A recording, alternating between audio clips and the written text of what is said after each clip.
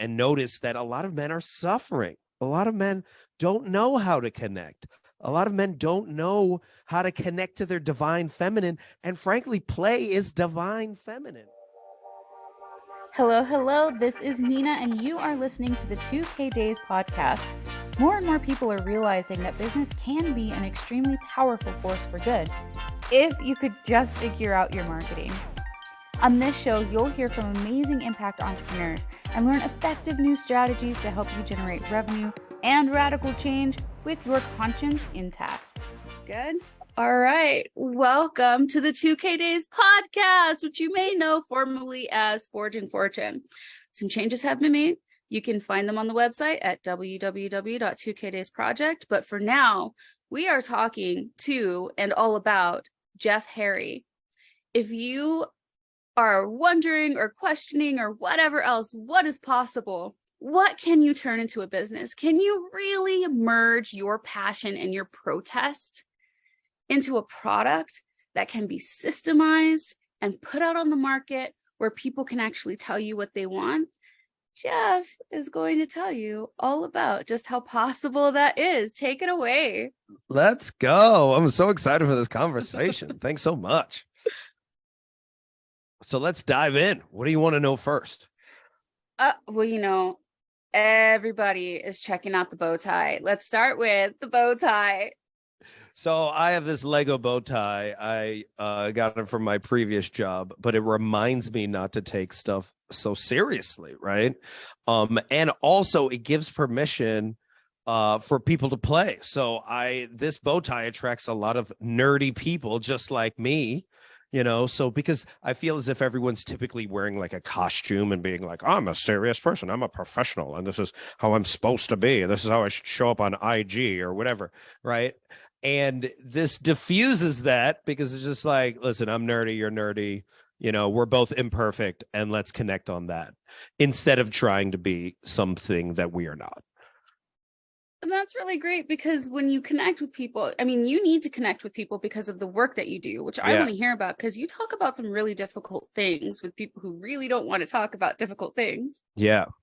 So the Batman origin story, I'll give you the brief version. Did you ever see the movie Big with Tom Hanks? I don't know if you're familiar with that. Yeah, absolutely. But this is one of my favorite movies. And in that movie, he plays with toys for a living. And I'm like, that's a job? You can do that as a job? And I saw that movie in third grade. And I was like, you can do that? So I literally started writing toy companies in third grade. And I did not stop until I got in the toy industry like 15 years later. And I don't know if you've ever gotten exactly what you've always wanted and then been so disappointed when you arrived, right? But like when I arrived in the toy industry, no toys, no fun, no high fives, like no joy, no play. And it was so disappointing because, and this, I had my quarter life crisis because I was like, what am I going to do? And I left my dream industry, left New York at the time, moved to the San Francisco Bay Area. I live in Oakland, California now. And I bumped into an organization on Craigslist teaching kids engineering with Lego, right? Playing for a living. $150 a week, a joke of a job, but they were playing. And I was like, that's what I want to do. And it was only 7 like nerdy people. And we were able to, by like playing, failing, and just being ridiculous, we grew it into the largest Lego-inspired STEM organization in the U.S. Like at one point, we were teaching 100,000 kids a year, 1 million kids over the span of 10 years. And we had no business plan. We picked cities we thought were fun. We picked people we thought were fun. We followed our instincts. We prioritized people over profit, right? We did what was enjoyable and brought us joy. And then I left that at one point and then worked on the Obama campaign and came back. And then I was like, I want to get more adults to play.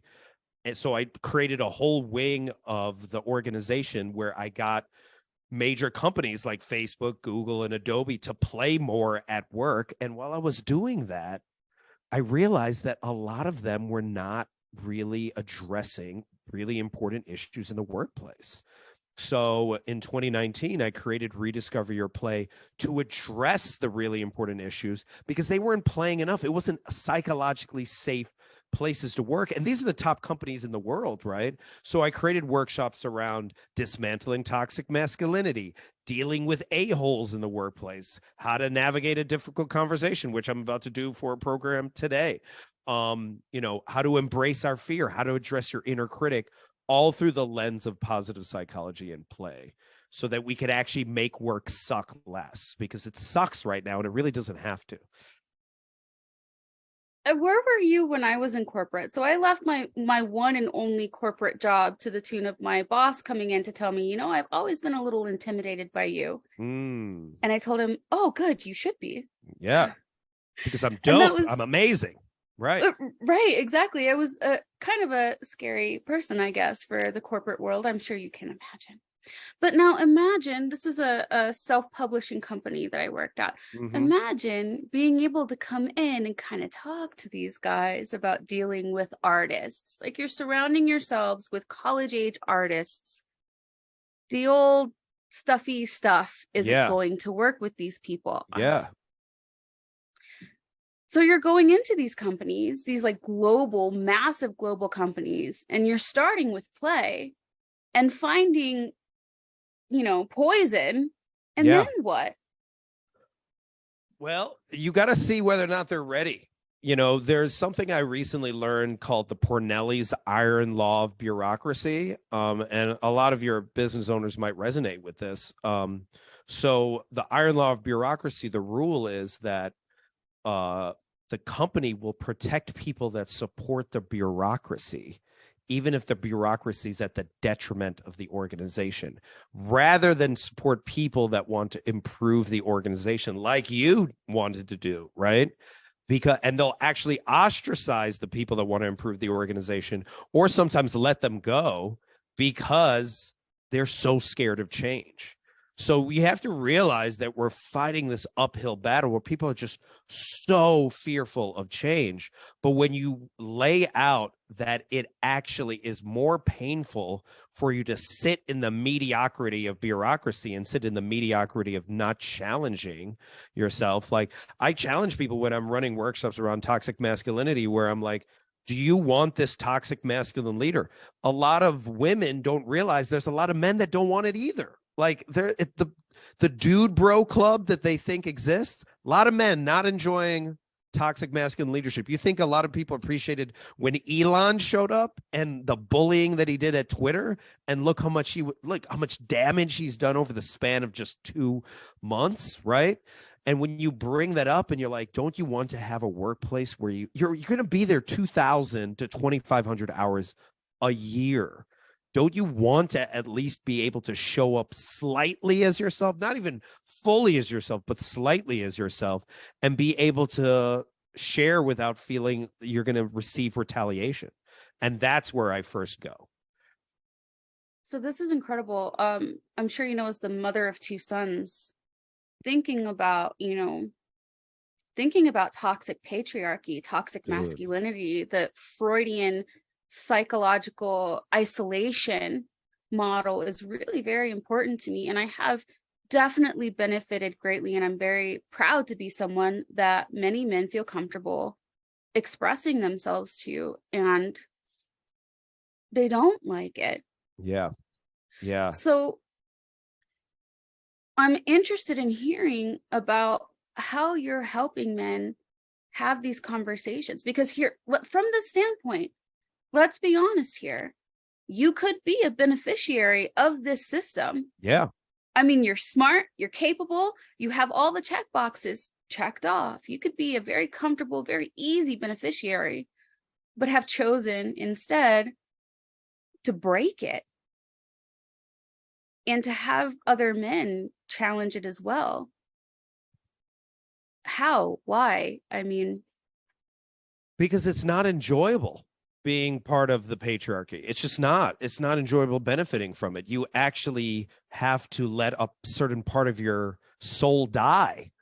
You know what I'm saying? Like, to actually see like sexism and misogyny in the workplace. And how old are your sons right now?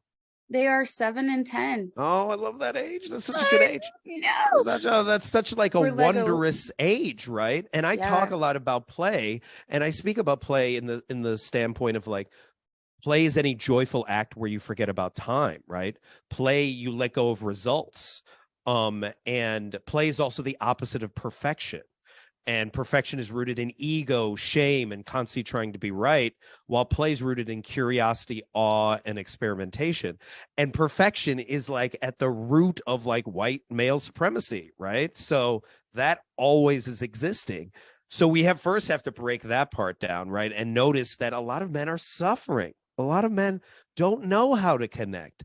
A lot of men don't know how to connect to their divine feminine. And frankly, play is divine feminine, right? And I'm trying to help. I'm now doing a talk around Ted Lasso. And Ted Lasso is this great show where it's a leader that actually embraces his healthy masculine and his divine feminine. If anything, he embraces more of his divine feminine and shows what it's like to actually lead from that place. You know, Jacinda Ardern was a perfect example, New Zealand Prime Minister, of someone that embraced her healthy masculine and divine feminine. That's why her COVID rates were so much lower than the rest of the world, because she could be both grounded and compassionate at the same time. So I show people like, don't you want to be more of a human, right? Exploring all of you by embracing both sides rather than shutting that part off. And I think, and this is something I'm just now doing research on, it's kind of scary out there for a lot of young men, right? Because they don't know where to turn. And there's a lot of propaganda for a lot of misogynistic Andrew Tate, Joe Rogan-esque examples of people that are taking advantage of lonely men and being like, you need to be a high value man. And when you're a high value man, you know what that means? You're making money, you're getting a lot of muscles, and then women are just going to be attracted to you. And totally like disregarding the fact that women really don't need men that much anymore in many ways, right? And that you're earning enough. And like there's a Psychology Today article that talked about lonely men and how like we have to step up in other ways besides just providing, right? That we have to step in other ways and embrace part of our divine feminine in order to balance out women. And we don't know, or we haven't figured out how to do that yet. So there's like a crisis of consciousness for a lot of men, and they're confused of what to do. And especially high school students, they're running towards these guys that are telling them, just lift, just get rich, and then you're going to be great. And it's just like, it's leaving them empty. And this is where I try to help both, young men and men in the workplace right now to be like, you need to embrace both your divine feminine and healthy masculine.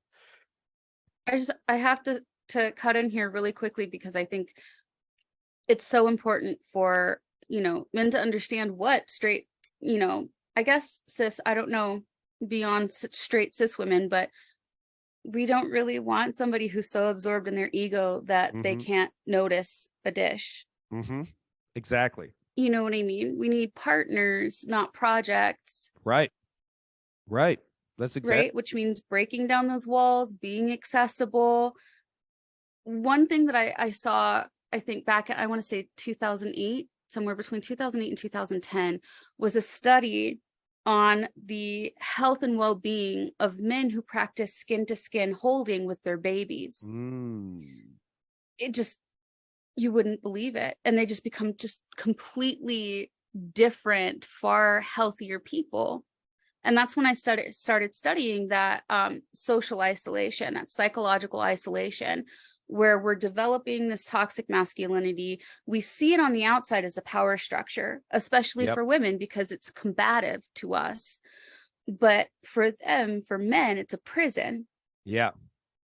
And I can't imagine being surrounded by people all day, every day, and feeling nothing. No skin to skin. Nobody cares what you feel. Like you get in trouble for connecting, being punished and ridiculed for going home to take care of your kids, even though that's what you want. And even though a lot of that's not happening anymore, we still have so many stories around that. Yeah. And it's to the point that, like, you know, men will like fight each other just for that touch, right? You know, they'll go into mosh pits just for that touch. They'll go into sports just for that touch. And also at the same time, you know, they'll be like, no homo. No, I'm not. No homo. Like all the time, as if instead of just being comfortable with, you know, holding hands. Imagine if men held hands like they do in like parts of Southeast Asia, right? Or South Asia, right? Like not a big deal. But because of that, then they're searching for that connection. And I love that you brought up specifically around the babies, because I talk a lot about attunement, right? You know, the first form of play for a baby is attunement, where they literally are looking to the eyes of their parent. And that's one of the few times in which your brain waves are almost identical to your parent. And then you look for that attunement for the rest of your life. You look for that connection for the rest of your life. And there's a lot of men that are suffering from that cannot find that attunement, that feel like they have to be somebody else, pretend to be somebody else, right? You know, I'm strong, I can get women, you know, like even using terms like, what's your body count? Like, just look at that phrase. That phrase makes it seem as if it's just a target for you to get, right? You know, or even rating, what, you know, on a scale from 1 to 20, how would you rate this person? Like, it's such a black and white sort of way to look at things that's so disconnected from humanity, that no wonder so many young men are suffering and then lashing out in these ways that are really sad. Right. That, I mean, it's predatory behavior. They find out and don't understand why, you know, women aren't the opposite of attracted to that kind of behavior. I mean, healthy women. Let's go there. Right. And there's actually one other point that is fascinating that I see on YouTube and TikTok and things like that, is what they'll do. And you see this with like the Andrew Tates and I think Fresh Coast podcast or whatever, these more misogynistic podcasts, is what they'll do is they'll find women that represent a very small sliver of society, right? That would be considered gold diggers, right? Or influencers that are very superficial. And they'll bring them on their show. And sometimes they'll bring 8 of them on their show and then just make them look stupid. Because they're not debaters. Like, they can't debate these guys that are setting them up to fail, rather than bringing actual like feminists that can actually argue the points. And then they point and they're like, you see, most women, this is what they want from men, when frankly, women don't want that from them. You know, and I'm about to make a video around this where I'm like, ask a woman, would they rather you make a ton of money or know how to listen? Right? And just find out, just ask, rather than asking your boys, oh, this is how women are, this is what women want. Stop asking your boys. They don't know. Exactly. They're babies. Now, I want to ask you about play, dopamine, and oxytocin. Right? Because we know that a lot of the behaviors that we're seeing from let's just say unhealthy men who have been tortured by toxic masculinity, are these quick grabs for dopamine. Yeah. But in healthy men, we're seeing the more touch, conversation, connection, holding baby skin to skin. When a father holds his newborn skin to skin, he secretes just as much oxytocin as a mother. Yeah. Right. And oxytocin is the love hormone, is what they call it. It is the more complex version of dopamine. So I was just running a workshop in North Carolina around gratitude, right? And we had everyone celebrate themselves, right? We had them actually write down what's dope about themselves, right? And then go around and like high five each other and be like, this is what I was so happy, what I did last year, right? But I also had them like sit quietly and also write it, right? And just bask in it and savor it for themselves. And then we broke down what was chemically happening, right? Not only were they receiving dopamine, little reward, right, from the compliments, not only were they receiving oxytocin from the hugging and the high-fiving, the love hormone, but they were also receiving serotonin, right? From the meditating and the relaxing and the soothing and the calm down and reflecting. And they were receiving endorphins, which is like it's a pain reducer, right? It's a painkiller. And that's from like laughing and like eating dark chocolate, all this like good stuff, right? So they were receiving the dose, dopamine, oxytocin, serotonin, endorphins, and actually finding that balance. And I think what a lot of social media has figured out is they figured out how to show you really short, almost empty forms of dopamine and oxytocin, right? You feel you're getting some love for the brief moment of time, but then it goes away so fast, rather than an actual like deep conversation that you can remember for the rest of the year. So I think we have to just be aware of what actual social media is doing to us, right? I tell people this all the time. The power of getting bored is where all of your innovative ideas are. All of your most amazing ideas, and how you can actually fight the patriarchy is to allow yourself to get bored. But we get inundated with more information in a day than people in the 1800s got in an entire lifetime.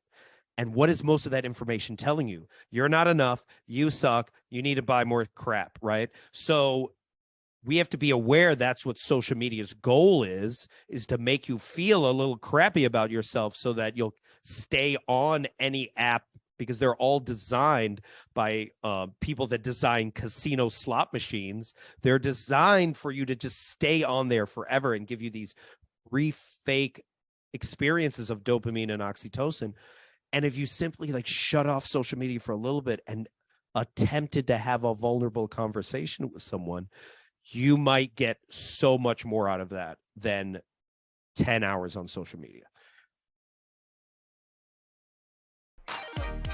You're listening to the 2K Days podcast for rebel business leaders who want to generate more revenue and radical change. If you're loving what you're hearing, be sure to like this episode and subscribe for more. When you're not used to vulnerable conversations, or the people who are around you aren't used to you participating in vulnerable conversations, that first attempt or first couple of attempts can be less than rewarding. Yes. Yeah. That's rough. Oh, that's tough. I mean, I was at a retreat soul camp a few years ago. And I think it was 200 women and maybe it was 20 dudes, right? And the dudes, we had a men's circle near the end of the retreat. And we were sharing vulnerably, right? We were talking about what's it like to be a man in a space and to be vulnerable. And some men were crying in the circle and sharing. And there was this one guy who said, and I think it was from like Sacramento, right? Like, and he was just like, I can't do this with any of my friends at home. I don't know. I don't have another outlet. And it was so tough at the time to be like, oh man, I don't know how we can help you, right? So I think and again, this shouldn't be on women to do this, but I think if you feel compelled to reach out to some men that you do know and really ask them how they are and see if they are willing to share, because they are looking for connection.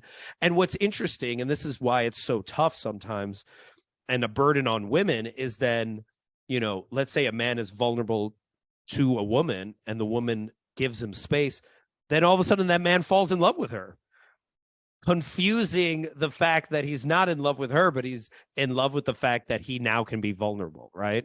So that sucks for a lot of women that they have to deal with that. But seriously, we are looking for these places, and when we can't connect with other men in that space, we have no other outlet, right? And that's when we run towards really unhealthy ways of expressing ourselves. So now I'm seeing that in the work that you do in focusing these things on play, that really has a natural, like, built-in display of the spectrum of affection, right? Yeah. Because you're absolutely right. Most people, not just men, have in their heads that there's parental love and romantic love and everything else is professional. Yeah.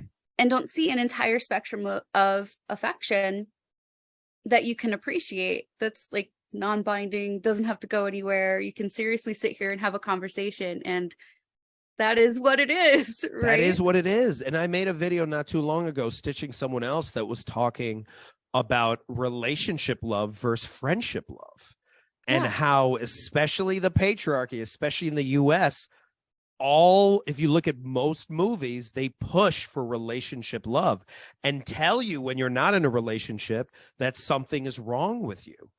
Meanwhile, think of friendship love. Friendship love, actually, you fight the patriarchy more, because in friendship love, you wouldn't actually have to buy as much stuff. If you have friends, you would only need one lawnmower. You would just kind of pass it around, right? You would look out for one another. You would check in. You'd be like, hey, eat over at my house. It's a much more communal love that actually threatens the patriarchy.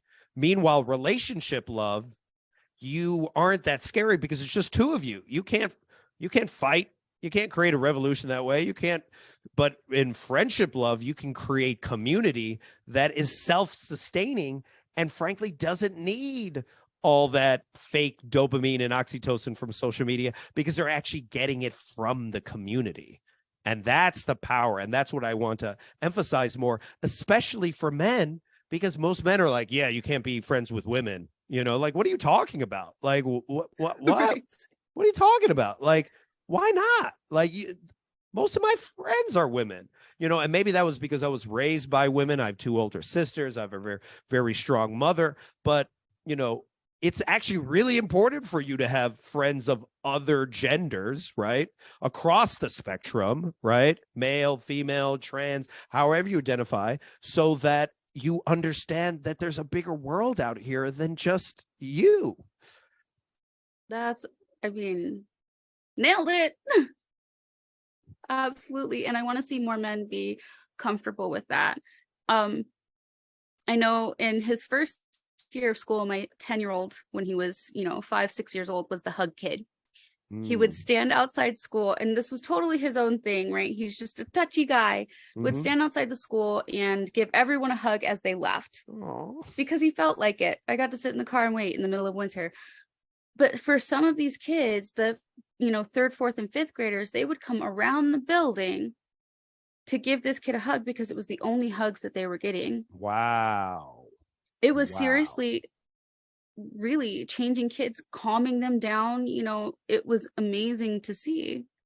Do you know what's so amazing about that? Is he was Johnny Barnes. Ooh, who in the world is Johnny Barnes? Johnny Barnes. Oh my goodness. So I'll send you the video. Johnny Barnes was this Caribbean man that lived in Bermuda. And Bermuda is a tiny island, right? It's, I don't know, a few 100,000 people. Well, because it's such a tiny island, there is a triangle in the island that everyone has to drive by, like a grassy triangle. And what he would do is at 5 or 6 a.m. in the morning, he would go out on that triangle and he would say, I love you to all the cars that pass by. And he did it for like 15 years. And some people said, Johnny's the only person that has ever told me that he loves me, right? And people would stop, people would come and hug him, and he became such an icon that when he was not there, people on the radio would call in and be like, where is Johnny Barnes, right? So people that were about to go have their first baby would be like, Johnny didn't say he loved me. Johnny didn't see me, so I need to go back around to make sure that he sees me, right? And he did it for so long that they put a statue of him up, before he passed away. But like, talk about impact that one can have. You made a video recently, right, where you're like, you want to be a business owner, do something that matters. Dude, he's doing something that matters, something so simple, by just saying, I love you. I love you. Have a good day. I love you. I'll have a good day. And he would just do that. And that impacted an entire island with just 3 words, right? Yep. I love you. So I love that your kid is doing this. There's a mini Johnny Barnes that has a ripple effect. That, imagine what happens, right? He hugs that kid, right? He hugs another, guy, right? Now that kid goes home and he doesn't Maybe he then expresses his emotions towards his mom. Maybe he expresses his emotions towards his other siblings, maybe his other brother, right? Instead of lashing out in an angry sort of way, is able to, like, the cathartism of simply just being able to hug someone, right? Releases so much for you that all of a sudden you feel safe. And that's what we're all looking for, right? We want to feel seen, we want to feel heard, we want to feel appreciated, and we want to feel safe. And deserve to. I should have told the story about him desegregating his playground, because that was the good one. He ran over to hug all the girls and came back, and the boys were like, "You just touched those girls." And he's like, "Yeah, girls are great." And after that is when I had to take him out of school, because I mean, old mindsets really took that the wrong way for, a bunch of second graders. But it was powerful. That is powerful. You are this makes me not feel as scared about the future. It brings me hope for the future. And that's what I want to hear about now, is your vision for the future. What do you want to see from your work and just in general? Yeah, that's a great question. And recently my friend Trudy LeBron did a TEDx about this, where she was talking about, I think we also have to be careful of always talking about dismantling stuff, right? Dismantling toxic masculinity, dismantling the patriarchy, without actually providing what the future actually looks like. Let's build, what are we building towards? And I want to build towards a normalcy of celebrating leaders that have a balanced sense of healthy masculine and divine feminine, where, like, divine feminine is a normal thing. It's something that actually a lot of male leaders, or just leaders in general, are striving to have: more collaboration, more following your intuition, more coaching over commanding, right? All of those things that are actually, frankly, not even important, but necessary for companies to even survive and thrive, right?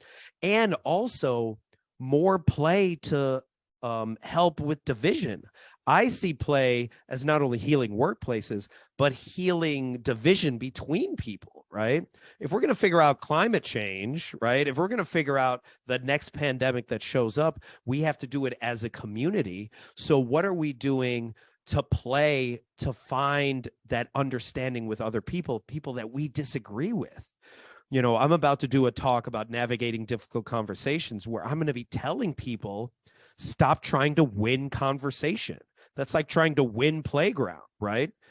Someone might be wrong, but maybe they're still 20% right. Can you figure out a way in which you align with that? Can you figure out a way in which to talk to someone that completely disagrees with you? Because that's the only way in which we can heal. And I specifically talk about this, and probably will do this in a talk, but I talk about the power of play to stop a war for a day, right? World War I was stopped for a day on Christmas Eve. And a lot of people don't know this, but it was the Germans versus the Irish and the English. And on Christmas Eve, they had taken a break from shooting each other, from murdering each other. And a German soldier started to sing Silent Night in the middle of the night. And an Irishman started to play Silent Night as soon as he heard it from the German. And then someone from the English side started to sing, and they sang the whole song, and then they played another song. And they were all doing this. Mind you, just shot each other earlier that day, right? And then someone was willing to come out into no man's land with, like, just some candles, and come out from each side. And they all came out, and they started trading chocolates, and they started, like, connecting. And then other people came out, and they actually played soccer on the pitch in no man's land where people had died earlier that day, right? They started exchanging pictures with one another and connecting with one another, so that when they went back into their, trenches, their foxholes, the next day, when the generals are like, all right, let's get back, we got to start shooting each other, couldn't shoot each other, had to pull people off the line, right? The fact that play could stop the war for a day. And another part of that story that a lot of people don't know, this happened all across the line. right? Where some people would come out, and frankly, some people would come out and get shot.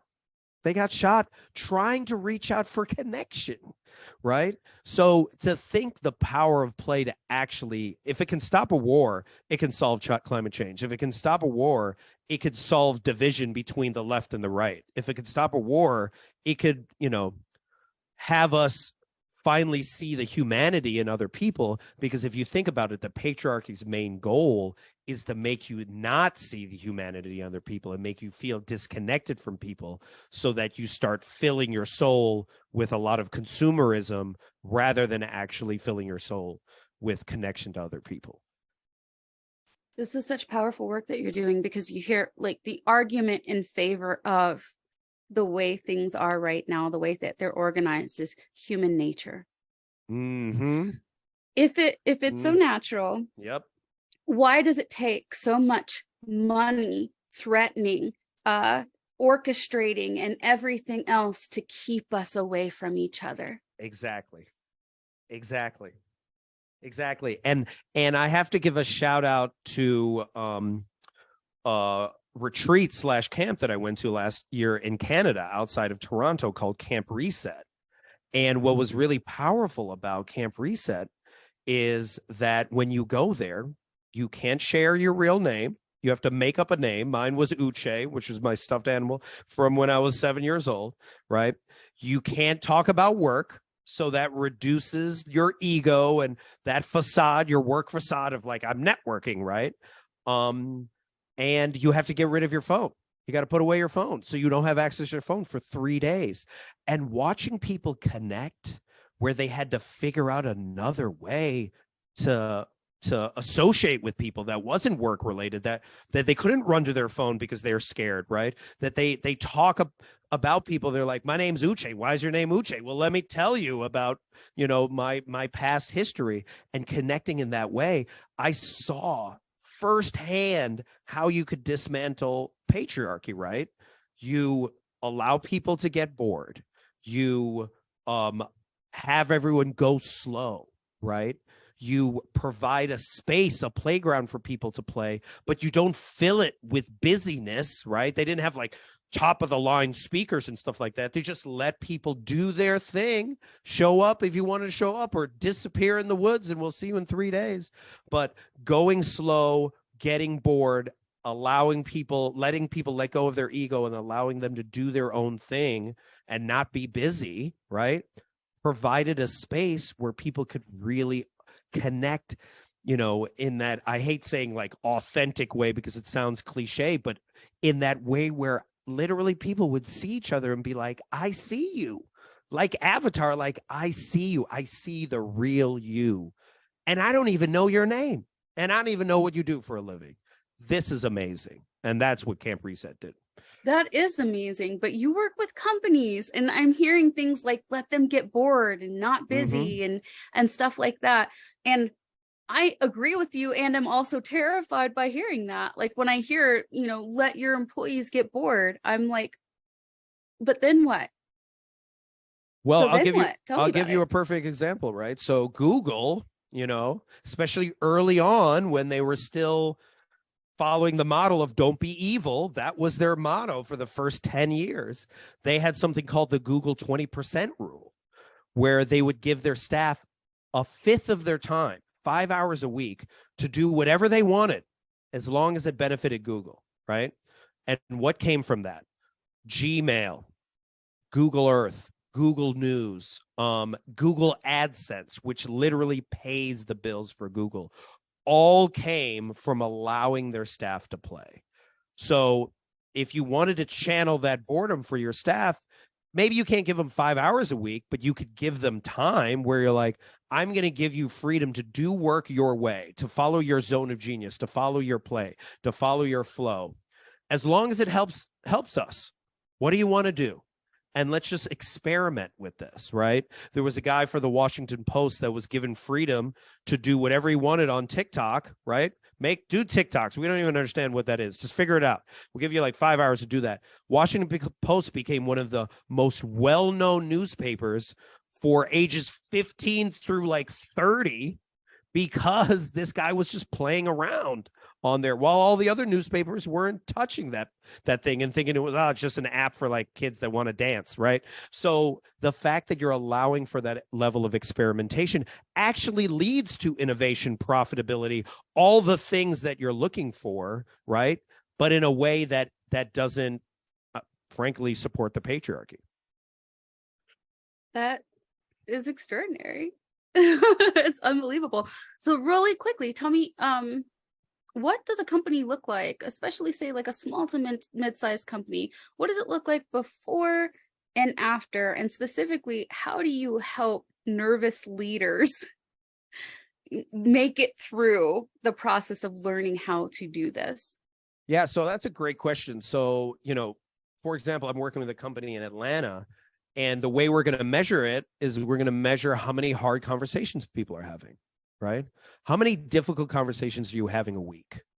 Where you are providing a space where you're actively listening, where you are not trying to be right, but you're actually trying to understand, because you only have, as my friend Eric Bailey would always say, you only have one choice. Like, you either choose to be right or understand. You can't do both, right? We're going to measure it that way. If we're talking about dismantling toxic masculinity, how much are we celebrating more people's divine feminine? Are we collaborating more? Are we following our intuition more, right?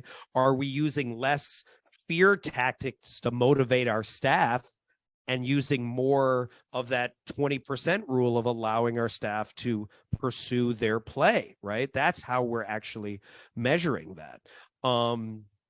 If we're talking about dealing with, a-holes or toxic people, right? How much are we now challenging them at meetings? Is that person still dominating the meeting? Are they still talking 80% of the time? Or have we been able to point it out to this person that, what is your main goal? Oh, you want a lot of really good ideas. In order for you to do that, you need to take up less space. Can you take up less space? And then you see, is the meeting better? Do I want to go to this meeting, or am I still listening to Chad pontificate for whatever, right? Or frankly, have we canceled more meetings, allowing more people to be bored because you're like, why are we even meeting? Oh, we're just meeting for ego's sake, or we're just meeting because like we're scared that no one understands us and we want to perform in front of other people and look busy. Or are we allowing people the freedom to do their work their own way, and we're getting rid of meetings so that we can actually connect in a better way, one-on-one? Those are the ways in which I'm constantly trying to measure it with organizations. That's amazing. And I have, well, I'm not going to say one more question because I don't know, but definitely this question. What about when that toxic masculine is a woman? Oh, yeah. Well, that's the thing that also is really important to talk about. And that's what I say a lot in my workshops. Toxic masculine leadership can be exhibited by anybody. Whether you identify as a man, a woman, if you identify as trans, like however you identify, it's actual when I say toxic masculine leadership, I'm talking about traits. I'm talking about bullying. I'm talking about masking insecurity with aggression. I'm talking about, pretending that you have it all in control when you don't, right? And it's really tough because a lot of women have had to embrace toxic masculine leadership traits just to survive, just to move up, right? So my question at that point is then, do you need to continue to hold on to those traits now that you're in a specific leadership position? That's where I feel like there's a lot of women leaders that can be supported and be like, you don't have to do that anymore. I'm sorry that you had to do that before. We're going to support you in leading the way you want to lead, from a much more compassionate, empathetic place, from a more shared humanity place. Frankly, not just because that's who you are, but that's because that's what the company needs, right? We need that. People are leaving, and the reason why the Great Resignation happened, while quiet quitting happened, while there's an anti-work movement happening, is because we've continued to celebrate these toxic masculine leaders like Elon Musk, Mark Zuckerberg, Jeff Bezos, even Elizabeth from Theranos, right?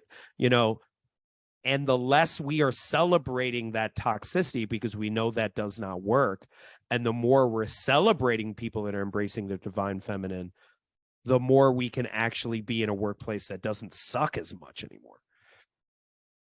That's amazing. And now I know there are many, many people listening to this right now who, because things have gotten hard, didn't have the space to figure things out and have fallen back on that, what's available, that toxic, control-based leadership, and are listening to you now going, I want to work with Jeff to be a better leader.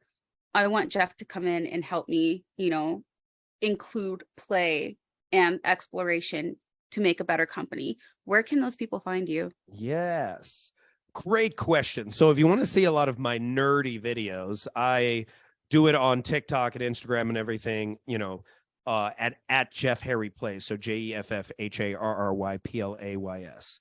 And if you want to connect with me so we can nerd out and try to dismantle, the old mediocre ways, then I recommend people go to rediscoveryourplay.com and click on the Let's Play button. And I think, I want to say this is that I think for so long we've been settling for mediocrity. And I've been talking a lot more and more about how we're not failing enough and we're quitting way too much, right? And if you want to partly dismantle the patriarchy, you allow yourself to fail. You allow yourself to show up imperfectly, right? I was just talking on a podcast yesterday where someone was like, I always show up ready. I'm always professional. And it's just like, well, what's it like to show up not ready? How would that feel? Like, imagine if everyone showed up not ready to work and was like, I'm scared. Like, I don't know what I'm doing here. I don't know. I've been wanting to tell everybody that I really can't figure out half the work that I'm doing. I'm pretending I know what I'm doing.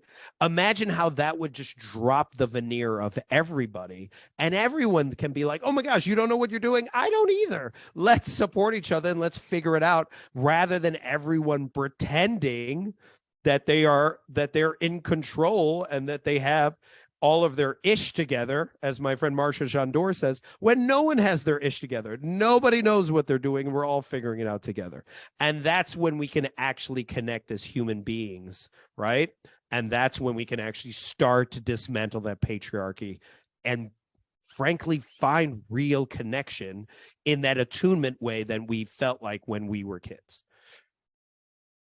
That sounds amazing. I love your website, by the way. I love everything that you're doing. I'm so grateful for the work that you're doing. And I see this vision. I share this vision with you. What is one mantra or affirmation that you would like to leave listeners with before they come find your website? I really resonate with this Viola Davis quote, where she says, you either claim who you are or you end up chasing your worth for the rest of your life, right?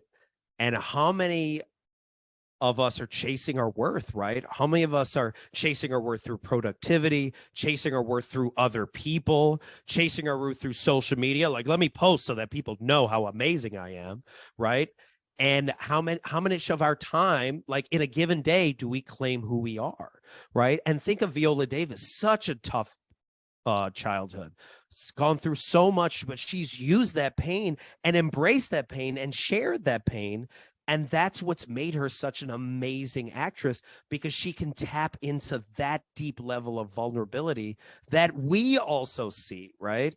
And when you allow yourself to be that vulnerable, when you allow yourself to be that seen, because play is a very vulnerable thing. If you think about it with animals, they actually give their body up and give their belly that they could get killed, right? But when you're allowing yourself to be seen in that vulnerable way and allowing people to truly see who you are, that's when you actually feel present. That's when you actually feel real. That's when you actually feel like you can actually have impact.